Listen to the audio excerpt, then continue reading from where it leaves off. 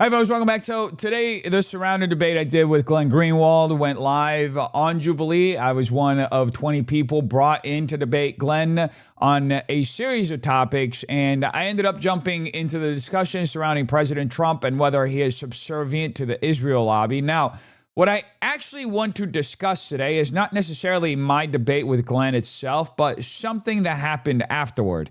And in order to understand what took place, you first have to understand the dynamic surrounding this Jubilee debate. You had Glenn Greenwald there as an independent journalist, and then you had everybody else there as part of this so-called 20 MAGA lineup. Now, that being said, I would say I represent more of the America First Republican perspective than what I would call the contemporary MAGA point of view. Frankly, I think the MAGA coalition is largely dying, primarily because Zionists have effectively hijacked the movement.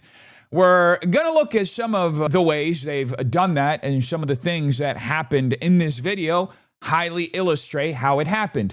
Now, one thing I noticed almost immediately during the debate was that about 80% of the people there were some of the most unhinged, out-of-control Zionists I've ever encountered in my entire life.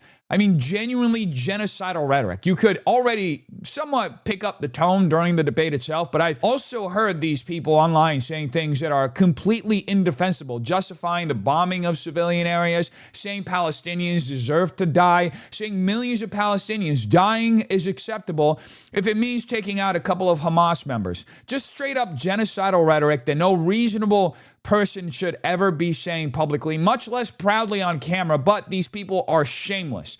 As we've seen repeatedly in videos on this channel, for some reason, parts of Israeli society have become completely beholden to this sort of genocidal rhetoric from figures like Ben-Gvir talking about what should happen to protesters and flotillas to the rhetoric you now hear in ordinary public settings. You literally have videos of women in gym classes shouting things like, "May their village burn."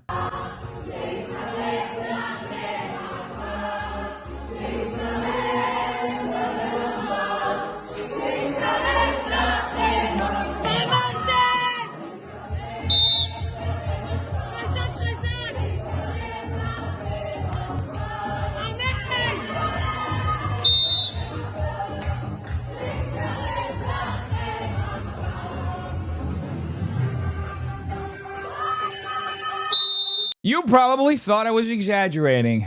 Brother, you ain't seen nothing yet. This is from an actual gym class in Israel, needless to say. This is not normal behavior. Any reasonable human being should be able to recognize that. This is not how normal functioning societies behave. And there's absolutely no justification any Christian could make in good conscience for these kinds of statements, whether they're happening in the gym class or inside the Israeli government, as Ben-Gvir has said multiple times. Now back to the topic at hand. As I said, there were several Zionists involved in this debate, and after filming Wrapped, a few of them ended up engaging in discussions with me. And to understand exactly what happened, let's first look at the people involved. The first is Riley, my friend Riley Nimi. Riley also participated in this debate. He honestly did a terrific job. And funny enough, Riley and I ended up matching outfits completely by accident. I had driven in from San Diego after attending the California Republican Party convention down in San Diego, and Riley came in separately, but somehow we showed up dressed almost identically.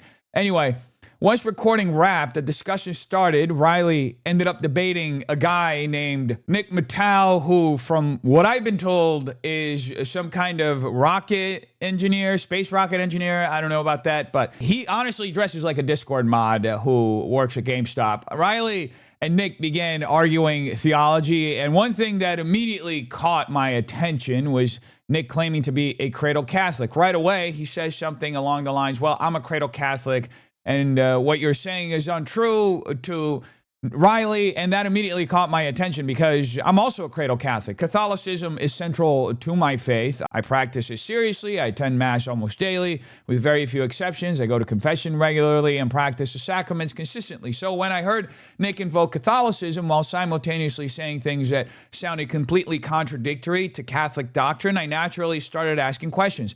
And as I began engaging with Nick, another Zionist there, Daniela Bloom, who is an extremely aggressive Zionist, and frequently attempts to subvert Christian theology in order to justify unconditional support for Israel, suddenly pulled out her phone and started recording our conversation. She wasn't the only one either. Another participant, Eden, the girl who wore glasses for maybe half a second during her debate with Glenn, also whipped out her phone and began recording. Very quickly, the dynamic shifted. Riley dipped out, and suddenly it became me asking Nick questions while 5 or 6 of these Zionists surrounded me, pelting insults, trying to derail the conversation, distract me, and undermine what I was genuinely trying to understand from Nick's statements. This went on for probably 6 to 8 minutes. And afterward, Daniela uploaded a heavily edited version of the interaction to her Instagram. She collabed the post with Nick Mattao, and Nick accepted it. The clip started gaining some traction, and the caption immediately revealed the intent behind that interaction. The post read, "Nick takes on America First candidate Dennis Feitosa and the Catholic Church," which is an interesting caption because I thought this was supposed to be a good faith discussion, not even primarily about Catholicism, but about Zionism and the theological arguments often used to pressure Christians into supporting something that is not inherently Christian. But that alone shows how dishonest these people are. The entire thing was clearly intended as a gotcha clip.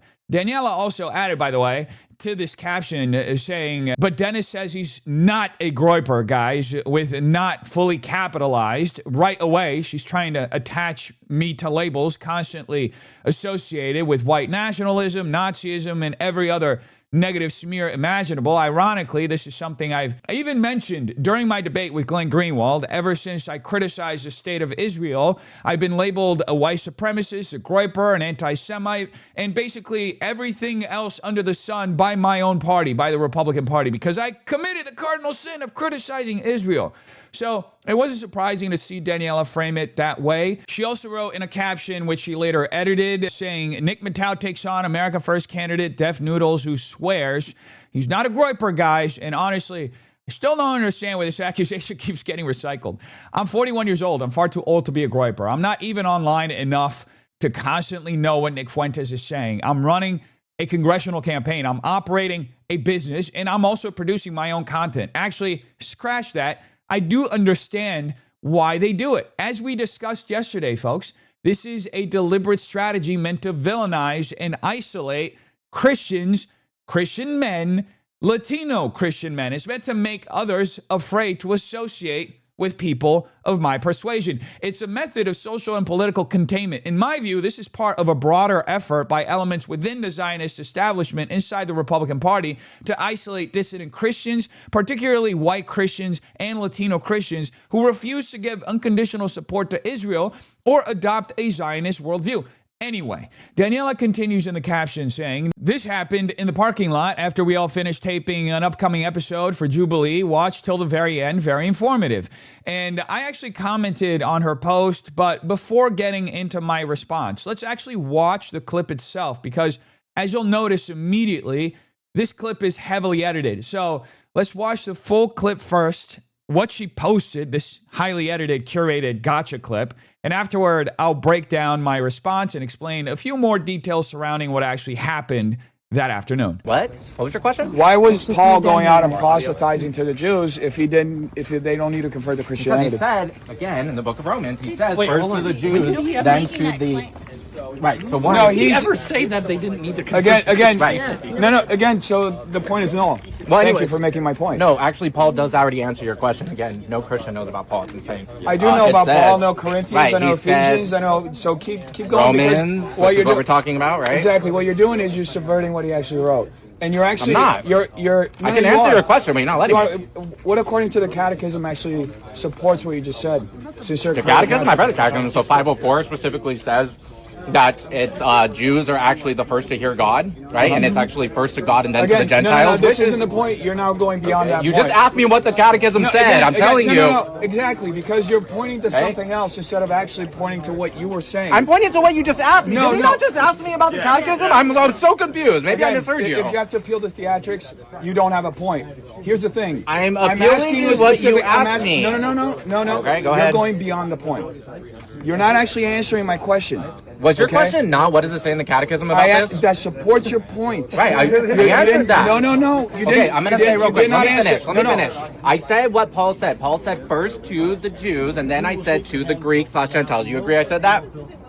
Yes. You said Okay, it. great. And then you immediately asked, once we walked over here, what does Catechism say? And I But said, that's not the, oh my now God. you're misconstruing. I'm going to have to Question. finish. I'm going to have to What's your finish, question? okay? You're absolutely misconstruing what I said. Your question was, what does the Catechism say that backs up your point? Was that not your question? No, you made a claim. Okay, you you guys made a are recording. specific claim. Rewind it. You made a specific claim about, and you were implying about Was that not Paul your and question? Just conversion. real quick. Maybe I misheard you. Was your question, what does the Catechism say that backs... restate your claim. Okay, real restate quick. your initial claim. I just have a quick question. Just restate your I initial have claim. a quick question. Was your question not, what does the Catechism say that backs up your point? You're asking the last question. I was following your logic. Restate your initial claim. He missed it. To who? To him? No, I Yeah. didn't miss Oh, it. you didn't. Restate your initial claim because To we need who? clarity. When I said to him or when I started talking to you? Bro, now you're just being I'm obtuse literally on just purpose. asking. No, you're being obtuse. Just restate your Yeah. claim. Restate your initial claim that got into this debate. What was the first thing I He said? said something about modern day Jews reject. Oh, Christ. rejecting Christ, right. And I said, yes, they did it for your sake. That was my first thing, which comes from the book of Romans, which is written by Paul. That was my Okay? first claim. And what's your point with that? You cited Paul to say that Jews Half of rejecting Paul. Christ. Will you let me finish? Oh, that's ironic. Okay, go ahead, sure. Because I was trying to understand your point. Okay. You cited Paul. You're saying that Jews rejecting Christ is they did it in service of the Jews or the No, Christians? that's why I said if you stop interrupting me, I would love to answer Say, so it. clarify it. I've been trying to. So, two things Paul said. I'm going to repeat number one again because you interrupted me 1,000 times. He said they are enemies to the Gospels for your sake, and they're beloved due to the patriarchs. The second thing that you will not let me say, so I'm going to finally say it, is that he said first to the Jews and then to the Greeks. Unless you read, what version of the Bible do you read? Which one do you think I read? King James? King James? You think I read that piece I of don't, propaganda? I don't know why. I don't know I'm what you Catholic. read. I'm Catholic. Oh, okay, I read didn't the one know. My approved by bad. the Catholic bishops. I didn't know. Hey, I don't know you. I literally said I'm a cradle Catholic I'm 2 seconds ago, I'm bro. sorry. Why are you so angry? Why are you such a bitch? Guys, let's go back then. Now you don't want to debate. Because you just call me a bitch. Like, you're too angry, dude. I'm mean, over here you- just eating chips. Like, you're too angry. I would love to talk to you, but you're like calling me a bitch. You're being rude as why. This is how I talk. I answered the question and he called me a bitch for it. Yeah, because you're purposely subverting. You You're can't say purposely he's doing subverting the theatrics, gospel. but then you call him a retard and a bitch, and then it's a double Mike, you know standard, this is bro. how I talk, bro. I don't care. So you're allowed to call theatrics because that's how you talk. But It's not an ad hominem isn't a theatric. Please understand how debate works before you try to use the tools. Here's the thing. So you can say this is how I work. An but ad you can't hominem say- isn't I'm theatrics. not saying that anymore. All right. What's I bothering want you? to What's Give me 1 bothering second. you? I want to understand from you. I'll be right back, I promise.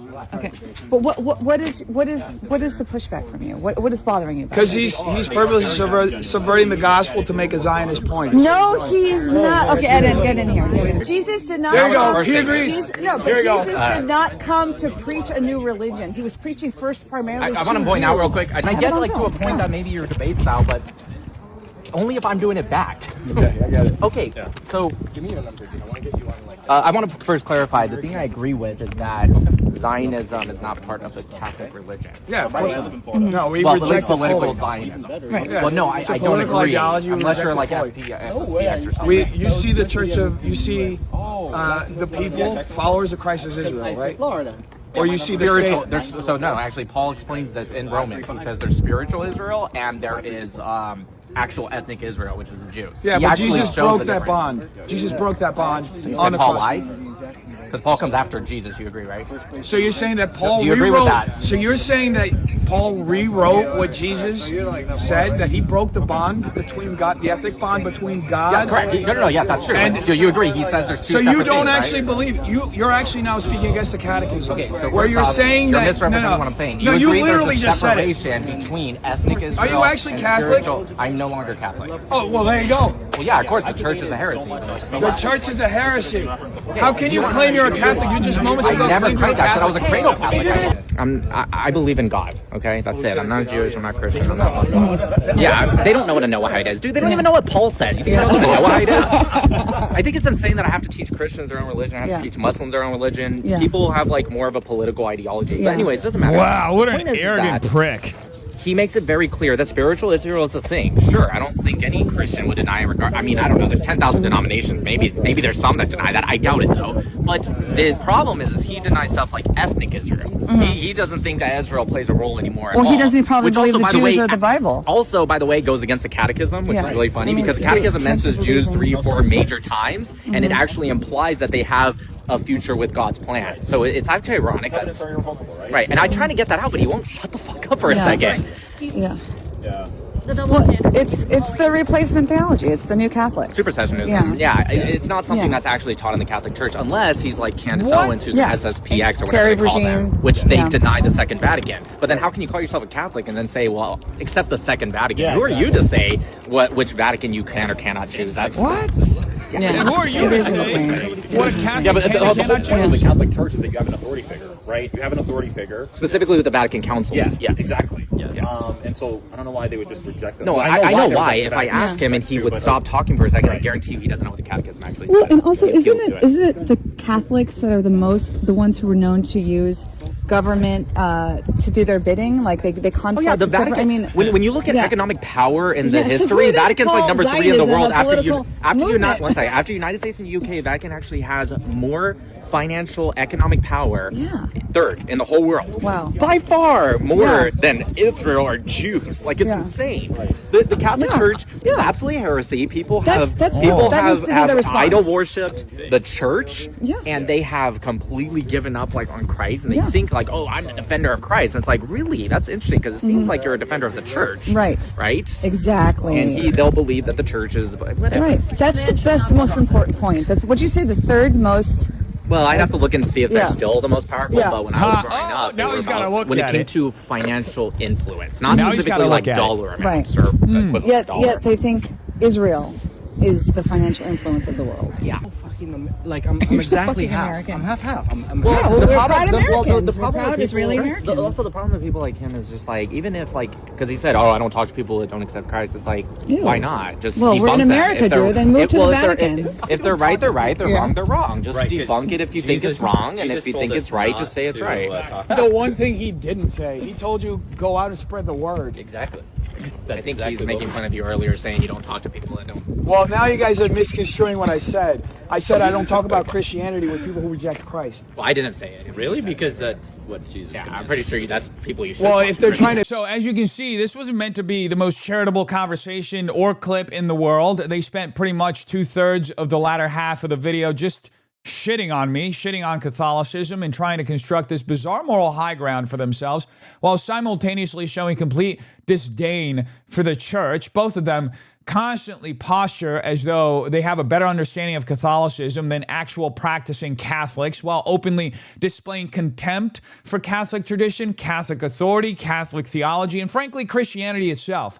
And as we're going to cover in a second, Daniela Bloom has since gone into my comments in other videos, completely unrelated videos, making some absolutely insane accusations against both myself and Catholics in general. This woman is genuinely unhinged. She hates Catholics. And by the way, let's contextualize something very important here politically, because all of this matters. See, I'm a Republican.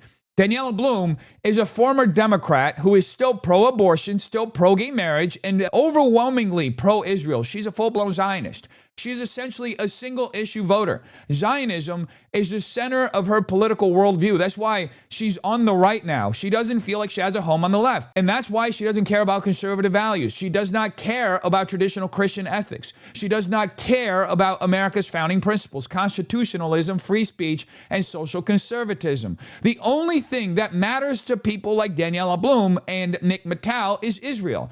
That's the ideological center point for their entire worldview. Everything else is secondary. And what's fascinating is that while constantly accusing other people of dual loyalty conspiracies, she herself immediately frames all criticism of Israel or Zionism as some sort of moral crime against an entire people. Ironically, the very thing they accuse others of doing is often embedded directly into the framework through which they themselves interpret politics. And now, right off the bat, as far as this clip goes, one of the most dishonest things they try to do at the very end of the clip is claim that I said, I don't speak to anyone who isn't Christian, which is completely false. You literally see me begin correcting that statement before the clip suddenly cuts out. Thank you, Daniela, for that much charitability. Now, what I actually said was very specific. I do not want to be lectured about Christianity, the divinity of Christ, or my church by people who openly reject Christ. That is an entirely different statement than what she attempted to present here. And that is a perfectly reasonable position for a Christian to have, especially when the person lecturing me is openly rejecting the foundational truth claim of Christianity itself. Now, there are several things that Daniela conveniently cut out of these clips. Several of them involve Nick admitting that he's not Catholic, though she did leave in there one of his admissions saying he's not Catholic anymore and identifying himself essentially within a Noahide framework. So let's actually talk about Noahidism for a second, because most Christians have never even heard of it, which is fine. Noahidism is not part of ancient temple Judaism or biblical Judaism in the way most people imagine. It's a post-rabbinical theological framework primarily developed within later rabbinic Judaism as a structure for non-Jews. Essentially, it creates a category where Gentiles can follow a limited moral code without fully entering the covenantal structure of Judaism itself. But here's a key point. Within many Noahide interpretations, Jesus is rejected as divine. Christianity is viewed as theological error or even idolatry, depending on the interpretation. And under some traditional rabbinical readings of Noahide law, promoting idolatry can carry extremely severe penalties. So much so that the very first Noahide law is the prohibition against idolatry. And historically, many rabbinic authorities classified Trinitarian Christianity under that category. So you have this bizarre situation where someone who explicitly rejects Christ is attempting to educate practicing Christians about the true nature and meaning of Christianity while simultaneously operating from a framework that fundamentally denies the core theological claims of Christianity itself. And this is why I was asking the questions I was asking. I was trying to understand where Nick's worldview was actually coming from, because the second he admitted he wasn't Catholic anymore, the entire context of the conversation changed. But back to my broader point. Nick constantly cherry picks verses and fragments of theology without actually engaging the broader historical or doctrinal context.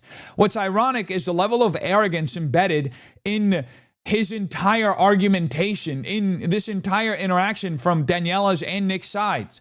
He presents himself as though he's this hyper-informed authority educating me on my own faith, this faith that I actively practice every single day. I go to Mass regularly, I confess, I practice the sacraments. Catholicism is central to my life. Yet this guy comes in with this unbelievable smugness and intellectual arrogance as though he's towering above everyone in theological understanding. And meanwhile, if you actually watch the clip carefully, I'm mostly asking questions because I'm trying to understand where exactly he's coming from. Initially, I genuinely thought he was Catholic because he presented himself as a cradle Catholic. Then suddenly it becomes clear that he rejects Christ, rejects the church, calls the church heresy, and openly attacks Catholic doctrine. So naturally, my questions shifted from what exactly are you arguing to why did you leave Christianity and where exactly are you deriving this worldview from? But most of those questions conveniently never make it into the final edit, only partially if they do, because not only was Daniela intent on deceptively editing this video, but during that conversation, I actually got pulled away to do a short interview for Jubilee's social media content. And during that period, that was when Nick and Daniela and everybody else they were talking to, all the other Zionists, basically spent the entire time just mocking me, misrepresenting me, and constructing a narrative around me while I wasn't even there to respond or defend myself. And that's the larger dynamic here. The second you question Zionism in certain political circles, especially within segments of the modern right, you are immediately treated as though you committed some kind of theological blasphemy. And I think this is something people need to seriously contextualize culturally, politically, and even spiritually, because the hierarchy of moral outrage in America right now is completely inverted. We live in a society where you can openly blaspheme Christ, mock Christianity, attack the church, ridicule God, ridicule the Holy Spirit, ridicule the Bible, ridicule Christians, and mainstream society will often applaud you for it. The Holy Spirit, according to Christ himself, is tied to the one unforgivable sin in Scripture. Yet culturally, there is almost no punishment for attacking Christianity anymore. But the second you question Israeli policy, the second you criticize Zionism, the second you ask whether unconditional support for a foreign state is healthy for America or beneficial in any sort of way, suddenly you are treated with a level of outrage that historically would have been reserved for someone openly blaspheming God. That's the inversion most observable today. That's why these conversations have become so explosive, because many Americans instinctively recognize that there is a protected ideological structure surrounding this topic, surrounding Israel, surrounding Zionism, that does not exist around anything else for some reason. Which brings us to Nick's actual theological claims, because this is where things become deeply misleading. One of the primary verses he repeatedly invokes is Romans 1:16, specifically Paul saying, first to the Jew, then to the Gentile. Zionists love using this verse because they try to use it as a theological justification for some permanent ethno-spiritual hierarchy or permanent covenantal exceptionalism. But when you actually read Paul in context, that's not what he's doing at all. And this is funny because literally days after this interaction with Nick and Daniela, my own pastor gave an entire homily touching on this exact issue. What Paul is actually describing is an evangelistic strategy. He's explaining why the apostles initially focused heavily on Jewish communities before moving outward into broader Gentile populations. Why? Because Jews already understood the Torah. They already understood prophecy. They already had the theological framework for monotheism and messianic expectation. Therefore, accepting Christ was conceptually a much smaller leap than asking Greeks or pagans to completely abandon their entire polytheistic systems with dozens of gods and centuries of cultural tradition. That's the actual context of that quote that Nick cherry-picked. Paul is explaining why Jewish evangelization was strategically easier as an entry point into spreading Christianity. He's not establishing some eternal ethnic hierarchy. He's not arguing that rejecting Christ somehow becomes spiritually virtuous. And it's incredibly dishonest to rip those verses out of context in order to construct a Zionist theological framework that Paul himself was not arguing for at all. And that's why I brought up the Catechism in the first place. I assumed Nick was Catholic because he introduced himself that way. He said he was a cradle Catholic. So naturally, I shifted the discussion toward Catholic tradition and Catholic authority. I wanted to see whether he actually understood church teaching. That was part of the reason I asked about the Catechism. It was a litmus test. And very quickly it became obvious that he was not Catholic at all. He invoked Catholic identity initially because it gave him an aura of authority in the conversation he was having with Riley previously. It was an appeal to authority. But once pressed, even slightly, the entire thing collapsed. He fell like a paper tiger. And the irony of it all is that Catholic teaching on this specific issue that we were debating is actually pretty nuanced. The church teaches that salvation is fulfilled through Christ and through the church as the body of Christ, while simultaneously rejecting the idea that Jews are collectively cursed or abandoned. That's the position articulated in documents like Nostra Aetate. But instead of having an honest theological discussion about any of this, the group immediately pivots into accusations that I reject Vatican II, that I'm schismatic, that I'm secretly SSPX, that I reject the Catechism, and every other accusation imaginable. So notice the pattern playing out here. Assumption after assumption after assumption. They never actually ask me what I believe. They simply construct a caricature in real time because that's the entire purpose of this clip. The goal was never dialogue. The goal was narrative construction about Catholics, about America First patriots, candidates, and this is why Daniela's caption matters so much. When she says, watch till the very end, she's signaling that the purpose of the clip is not an actual sincere theological conversation or discussion, but purely social framing. The goal is to create a caricature not only of me, but of America First Christians, Catholics, and anyone skeptical of Zionism. The purpose is political isolation, is to portray people questioning Zionism as dangerous, ignorant, radical, or outside acceptable discourse. And again, this becomes even more absurd when you remember that Daniela herself still holds multiple social positions that most conservatives historically oppose. But None of that matters because Israel is the center point of these folks' worldview. And that supersedes every other issue. And that's why these people had to engineer a gotcha moment rather than engage honestly with me, because honest dialogue would require actually responding to the substance of the questions being raised. Instead, what you get is editing tricks, social smears, accusations of Groiper, or accusations of anti-Semite, or accusations of, oh, he's schismatic, and endless attempts to construct guilt by association.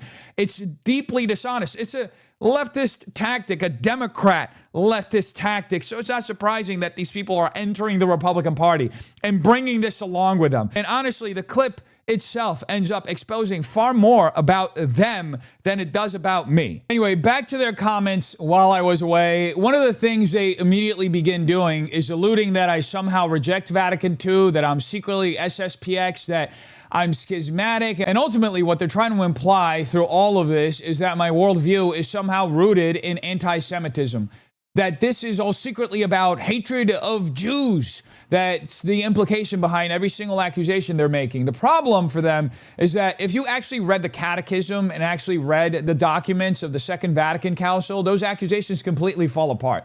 Vatican II explicitly rejects anti-Semitism, explicitly. In fact, under modern Catholic teaching, anti-Semitism is sinful, period.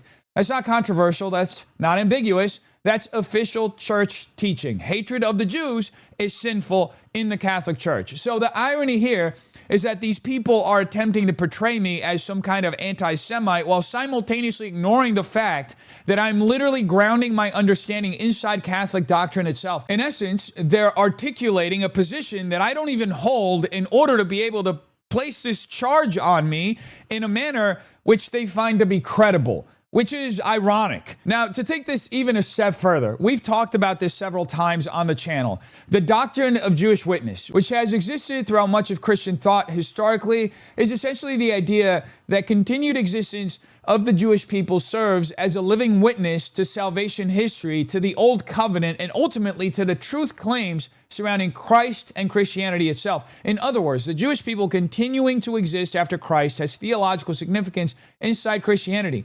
It is not rooted in racial hatred. It is not rooted in extermination. It is not rooted in anti-Semitism. It is a way to observe how people end up living as they reject Christ. It is literally a living argument for accepting Christ. And there's no greater example of that than the state of Israel itself, let's be honest. Now, historically, this doctrine was one of the arguments used against persecuting Jews because their existence itself was viewed as part of God's providential unfolding of history. So the irony here is that while Daniela and Nick are attempting to paint me as motivated by hatred, the actual framework of Catholic theology historically rejects hatred while simultaneously affirming theological disagreement.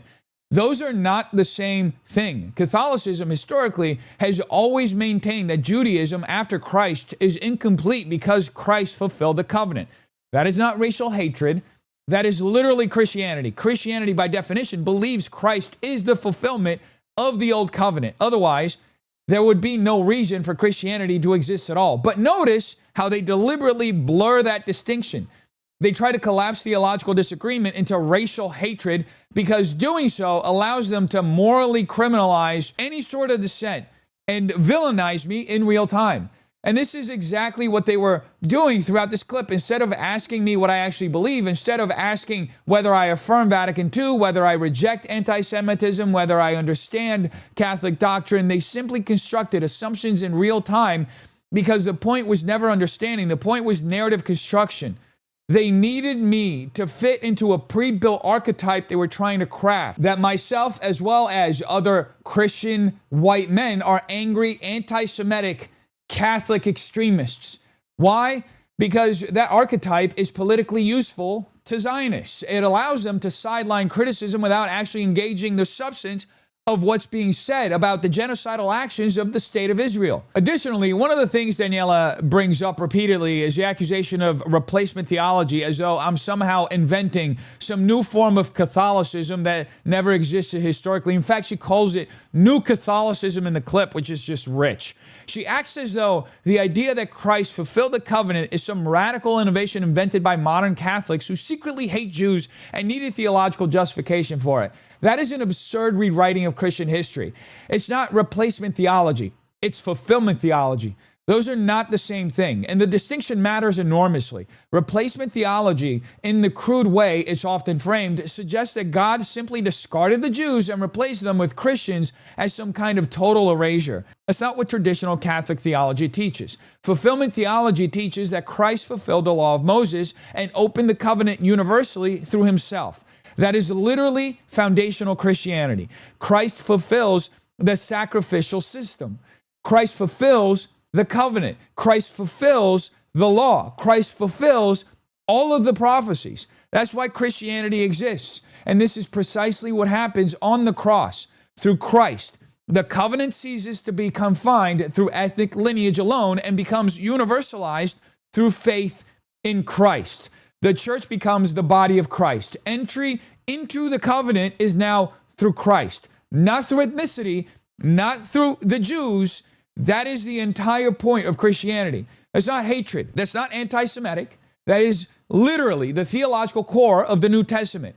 And what's fascinating is that Nick actually ends up accidentally undermining his own argument because later in the discussion, he effectively tries to elevate Paul above Christ. See, Daniela conveniently cuts out a part of this whole interaction because it makes Nick sound ridiculous. At one point, he was essentially arguing that Paul embodied the word of Christ in such a complete way that Paul's statements effectively superseded Christ himself, which is an insane theological position. Paul does not supersede Christ. Paul points to Christ. Paul serves Christ. Paul explains Christ. Paul is not rewriting Christ. And the irony is that when Paul discusses spiritual Israel and ethnic Israel, he is actually reinforcing the universalization of the covenant through Christ, not undermining it as Nick attempted to present here. That's why I specifically brought up the breaking of the ethnic bond.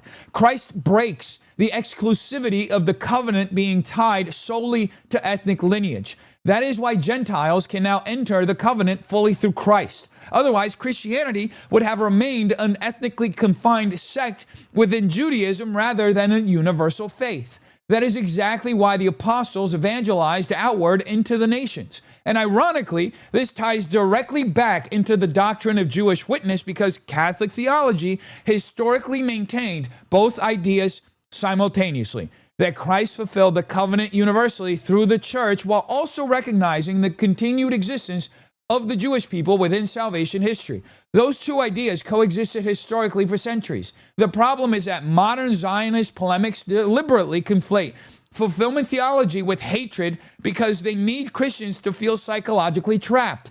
They need Christians to believe that affirming traditional Christian theology automatically makes them hateful. And that is exactly what Daniela and Nick were trying to do throughout this entire interaction. They were not defending Catholicism. They were not defending Christianity. They weren't trying to have an honest conversation about either. They were defending a political framework built around Zionism, and they were attempting to use guilt, social pressure, accusations of anti-Semitism, and deliberate misrepresentation of Catholicism and Catholic doctrine in order to force theological conformity around their chosen worldview. And frankly, the clip itself exposes that far more than it exposes me. Now, needless to say, Daniela Bloom appears to be so ideologically consumed by this issue that just a few days ago, she jumped into the comment section of one of my videos that was going viral, specifically my reaction to Thomas Massie losing after massive spending from the Israel lobby flooded Kentucky's 4th District congressional race. She is so pathological about this topic that she unloaded one of the most unhinged accusations imaginable. And honestly, it tells you everything you need to know about how these Zionists think. This woman genuinely hates Catholics. This is what she wrote. She said, "You guys are anything but America first. You are Qatar first. You are Vatican first. You are contributing to dividing and destroying our party. So if anything, you are the enemy from within." Now, first of all, as I mentioned earlier, Daniela is barely even a Republican. She has only been on the right politically for what feels like 5 minutes. She openly rejects large portions of the Republican platform. She does not hold traditional conservative values at all. She is pro-abortion, pro-gay marriage, and overwhelmingly Israel first in her politics. Her political worldview revolves almost entirely around Zionism. That is the ideological center point for everything that she touches. None of that, by the way, is traditionally conservative. None of that reflects the historic social values of the Republican base. You think Abraham Lincoln was going around saying the same things that Daniela is saying? But there's a very specific accusation embedded in what Daniela is saying here that should immediately stand out historically to anyone familiar with American history. The accusation that Catholics are Vatican first goes all the way back to the early 20th century and even earlier with movements like the Know Nothing movement. Anti-Catholic activists used to run around claiming Catholics had dual loyalty to Rome, that Catholics were secret agents of the Vatican, that Catholics could never truly be loyal Americans because they ultimately answered to the Pope. They portrayed Catholics as foreign infiltrators undermining the country from within. So it is deeply ironic watching a Zionist recycle the exact same anti-Catholic smear framework here, years later, nearly 100 years later, especially because accusations of dual loyalty are also one of the primary accusations Zionists themselves constantly complain about receiving. But I do want to make a very important distinction because there is a difference operationally. I'm Catholic. I derive my morality from Christ and practice within the Catholic Church. Yes, but you will never find me demanding that the United States government send billions of dollars in foreign aid to the Vatican. You will never find me demanding America enter a war on behalf of the Vatican. You will never find me insisting Americans provide unconditional diplomatic protection for military actions carried out by the Vatican, especially if those military actions are genocide. You will never find me arguing that criticism of Vatican policies should be criminalized or socially punished. And guess who advocates for every single one of those policies on behalf of Israel? Zionists. Yeah, that's a distinction that people are noticing, whether people like Daniela and Nick want to admit it or not. And honestly, this entire strategy by Daniela is politically suicidal.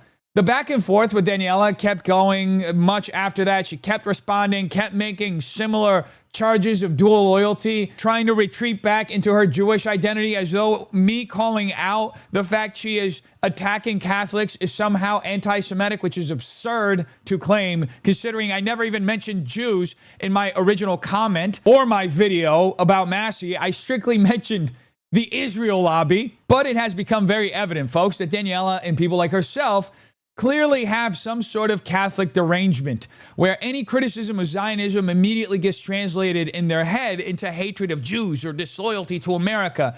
But what I find most fascinating is that a segment of the Republican coalition that is relatively new to the party, like Daniela, is now aggressively trying to ostracize Catholics, who are one of the largest Christian voting blocs in the entire country and arguably one of the single most influential voting blocs in American politics overall.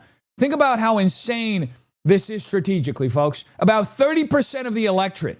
She is trying to alienate 30% of the electorate by claiming that Catholics are the enemy from within and are destroying the Republican Party. Meanwhile, the same people constantly complain about Republicans losing elections and wonder why the coalition keeps fracturing. Look at yourself in the mirror, lady. Maybe you'll get an answer. Maybe it's because you keep appealing to an incredibly narrow ideological slice of the electorate while alienating massive portions of your own base. Maybe it's because you keep running around smearing Catholics, attacking Christians, ostracizing young men, and treating anyone who dares question Israel as morally radioactive, maybe acting morally superior and screaming anti-Semite every time somebody criticizes your favorite country on the map is not actually an effective coalition building strategy. Ever think about that? Because look, and let's analyze this coldly. If Republicans like Daniela Bloom actually wanted to win elections, they would start trying to understand why so many young Christians, Catholics, and America First conservatives feel the way they do instead of immediately trying to purge them from the party. They would attempt coalition building instead of ideological cleansing. But I guess old habits die hard. They just want to cleanse everything, even Gaza. But look, I honestly don't think that's going to happen because what we're watching right now is just a realignment crisis. Many American Zionists no longer feel at home inside the modern Democrat Party, where historically most Jewish Americans align politically. So now there's this attempt to transform the Republican Party into something entirely different ideologically, into a much more secular, gay, and hyper-Zionist coalition centered overwhelmingly around Israel policy. But I don't think it's sustainable long term. I genuinely don't. I think eventually many of these factions either drift back toward the Democrats or attempt to build some entirely separate political alignment altogether. Maybe even a heavily funded third-party movement at some point. Let them burn their money, okay, while Americans try to figure out American problems. Okay, because this current strategy of divide and conquer politics, where you constantly attack your own voter base and label huge portions of Christians and conservatives as extremists, simply is not sustainable over the long term. You guys are going to keep losing. You're going to try to keep figuring out why you're losing. And it's because you're appealing to 1% of the population instead of the 30. And look, to be absolutely clear, because this is another dishonest thing they constantly try to imply, I can criticize Israel and still support Jewish Americans here in the United States, which I absolutely do. I support Jewish Americans in my district. I really do. I support their safety, their prosperity, their rights as American citizens, their right to pay less in taxes, their right to live in safe spaces, and their ability to fully participate in this country like everyone else.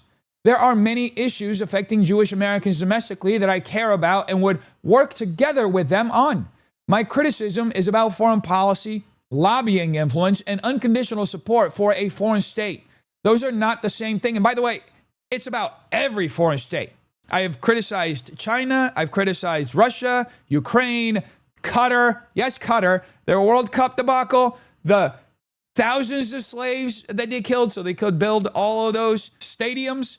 I criticized them, made videos back then criticizing them and calling them out for that. And look, folks, ultimately, I just want Americans of all backgrounds, Protestants, Catholics, Jews, Latinos, whites, blacks, Asians, Arabs, everybody to actually work together as Americans instead of constantly being divided into mutually hostile ideological camps every 5 seconds by people who profit politically off perpetual outrage and division. Please keep your eyes open, your ears to the ground, and let's focus on putting America first.